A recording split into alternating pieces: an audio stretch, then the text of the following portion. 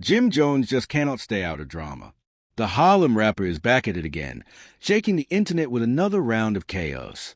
This time, it's his comment about Maze and Cameron that got fans saying Jim's acting real bitter.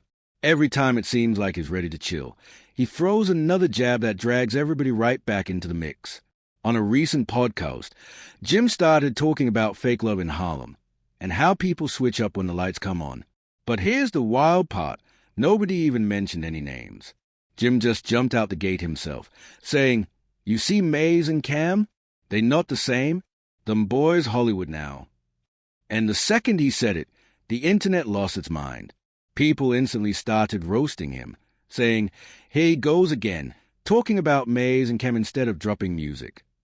The whole thing turned messy fast, especially since Jim tried to package it like he was dropping some deep street wisdom. But it didn't sound profound. It sounded jealous. Meanwhile, Maze and Cam have been winning heavy. Their show It Is What It Is blew up this year and became one of the hottest platforms in hip-hop. Millions of views, celebrity guests, brand deals. The duo basically turned Harlem Hustle into a full-blown empire. So when Jim threw that shade, saying they ain't really from the streets like that, it didn't sound like truth-telling. It sounded like straight envy. Fans felt the tension right away, calling him out left and right for being salty because Maze and Cam are shining without him. Even the podcast host looked uncomfortable, like, "Bro, nobody asked for all that." And yet, you could tell Jim was loving every second of the attention. He kept talking like he was exposing something real, but in reality, it just felt like old Harlem wounds cracking open again. This wasn't even about street credibility anymore.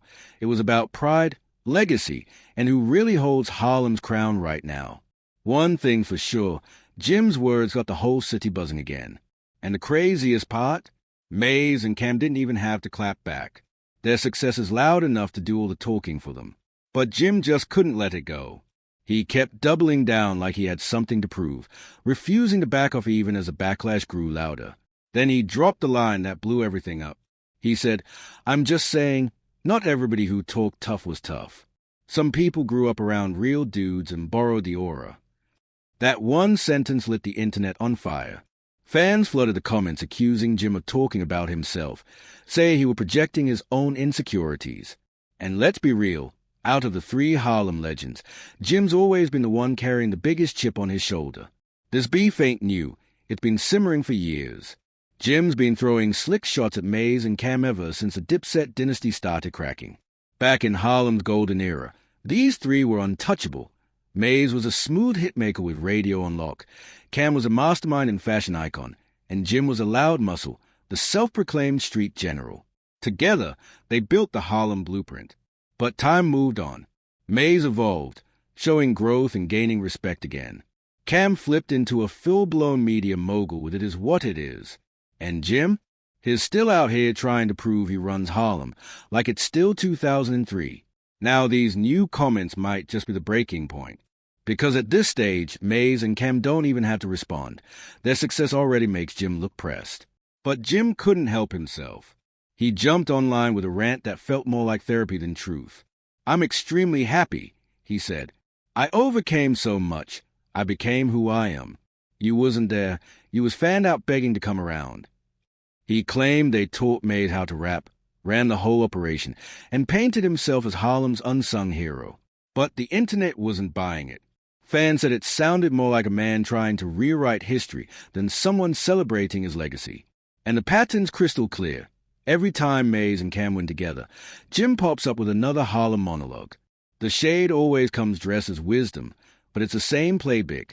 Downplay their wins, act unbothered, and then throw in a "but let's not act like they did anything for the city." That one line had fans in tears, because let's be real, if anyone put Harlem on the map after Big L, it's Maze and Cam. Maze had the late 90s in a chokehold with that preacher cool swagger, and Cam turned Harlem into a fashion empire. Pink furs, slang, and all. Dipset wasn't just a crew. It was a movement that made Harlem global. And that's what makes Jim's damn playing so wild. It doesn't sound like truth. It sounds like jealousy disguised as Harlem pride.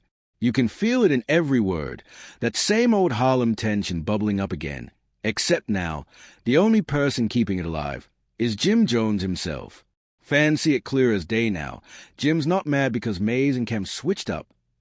He's mad because the spotlight moved on without him. That's the truth burning under all this Harlem drama. The pink fur, the slang, the whole Harlem swagger. That was Cam's blueprint. Jim played his part, sure, but Cam was the architect who turned Harlem into a global brand. So when Jim starts throwing shade, it doesn't sound like facts. It sounds like he's trying to rewrite history. Fans caught on instantly, calling him out for acting like he built Harlem by himself. They even dug up old clips where Jim praised both Mays and Cam, calling them mentors and giving Cam credit for teaching him the game. So what changed? Somewhere between Dipset breaking apart and It Is What It Is blowing up, that respect flipped into resentment. Maybe it was seeing Mays and Cam reunite without him, or watching their show dominate the culture while he's still stuck explaining old stories. Whatever it was, it clearly struck a nerve. You can see it every time his name pops up in connection to theirs, that frustration that comes when you feel left out of a legacy you helped build. But when Mays and Cam caught wind of his latest rant, they didn't even waste time responding. They laughed it off on their show like seasoned vets who know they are winning.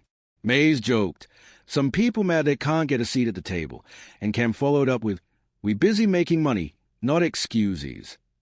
One calm exchange, and the internet lost it. Fans called it the cleanest clapback in years.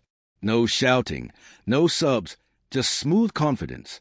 It was a kind of moment that showed who's still focused on business and who's stuck on bitterness. Jim tried to walk it back later, claiming he was misquoted, but the full video told the truth. He said exactly what he said, and instead of owning it, he doubled down, dropping cryptic posts like, "Real ones don't need validation, only made things worse." By then, the damage was done. The narrative was already locked in. What's tragic is how easily this could have gone another way. Imagine if Jim had chosen unity over ego. Harlem could have looked unstoppable. Mays with the wisdom, Cam with the business vision, and Jim bringing that street grit. Three legends from the same soil turning Harlem into a power haze again. Instead, pride got in the way. Now, the same city that birthed a movement looks divided once more. Fans are starting to ask if Jim's chasing respect he already owned years ago. He just doesn't see it because he's too busy proving he's realer than the next man. That's the real heartbreak, because Harlem's legacy deserves unity, not another round of petty back and forth. That's when it really started looking bad for him. Because every time you dig into history, it tells a different story. Cam was already that dude, flashy, confident, strategic. He had the vision, the bars, and the blueprint long before Dipset blew up. Jim was part of the movement, no question, but he wasn't the architect. So when he tries to flip the narrative now, it just makes him look desperate. Fans even started reposting old interviews where Jim was praising Cam for putting him on, saying he learned the game by watching how Cam moved. Fast forward to now, and suddenly is rewriting the script like he's the one who built the kingdom? Nah, people aren't buying it. And the thing is, nobody's denying Jim's grind. He earned his spot, no doubt. But the constant need to prove himself, that's what's killing his image. Instead of celebrating his wins, he keeps comparing himself to Mays and Cam, like he can't stand not being mentioned in the same breath. That energy reads insecure, not iconic. The fans see through it now. Every interview, every Real One post, every cryptic jab, it just screams ego. And in a time when Mays and Cam are out here building generational wealth, Jim's out here trying to win imaginary street debates. What makes it even worse is how avoidable it all is. If Jim just embraced the brotherhood, Harlem would look unstoppable again. Three legends from the same soil, that's history in motion. But instead, his pride keeps getting in the way. It's like he's addicted to competition, even when there's no race to run. Harlem don't need another feud. It needs unity. But Jim seems stuck in that old-school mentality where respect comes from conflict, not collaboration. And that mindset's aging him faster than time ever could. At this point, the streets aren't debating who's the toughest. They're talking about who's the smartest, who's adapting, who's evolving, who's still relevant without being desperate. Mays and Cam are clearly in a new chapter, and Jim, he's still rereading the old one like it's a manual for success. The fans want him to wake up, realize his worth, and stop letting pride bury his legacy. Because Harlem don't forget its kings.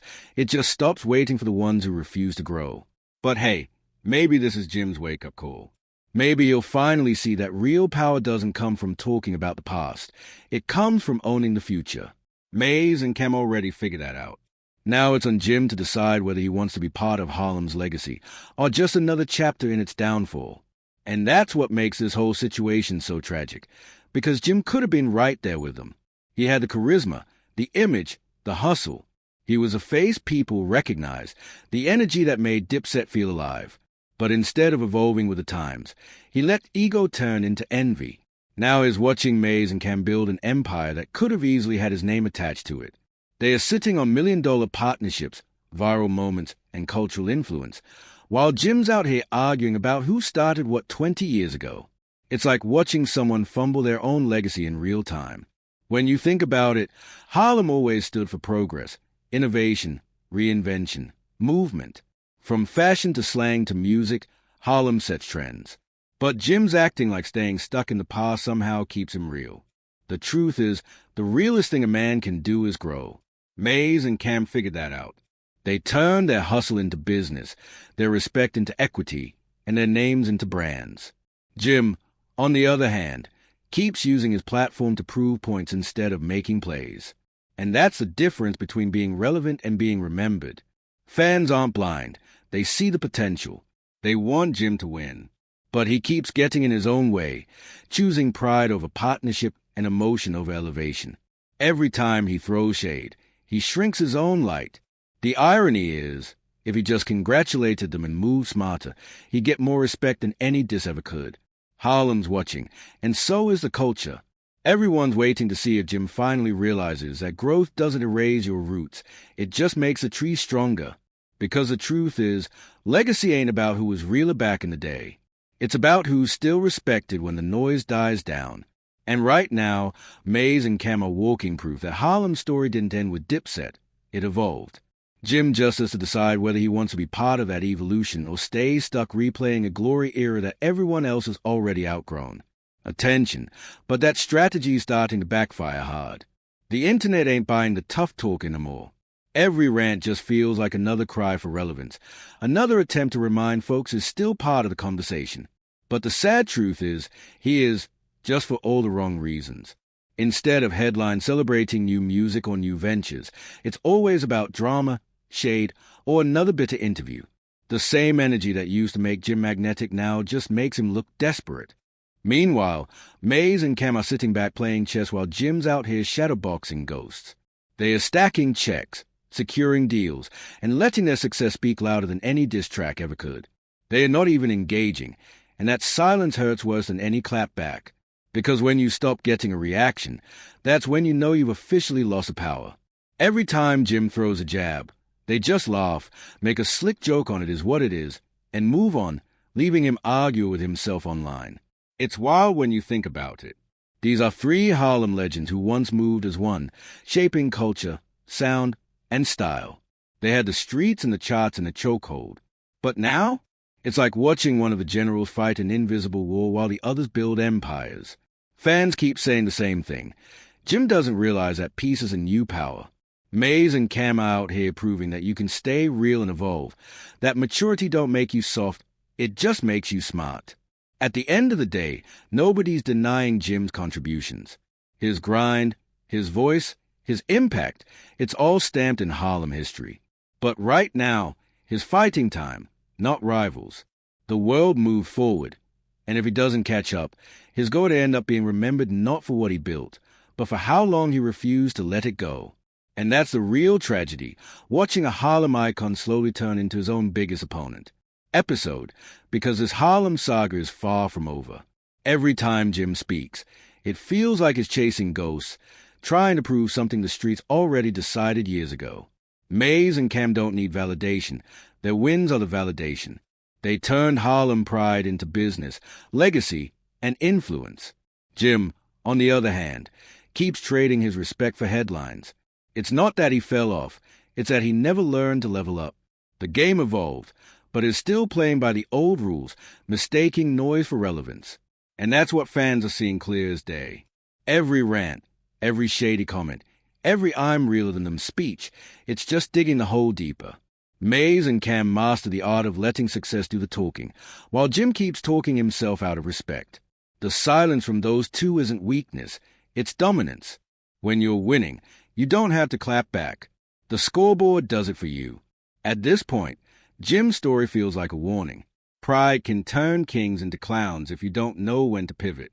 Harlem gave the culture some of its greatest icons, and right now, only two of them are still moving like legends. Jim's stuck chasing a past that doesn't exist anymore, while Maze and Cam are out here shaping the future. And that's the harsh truth he doesn't want to face.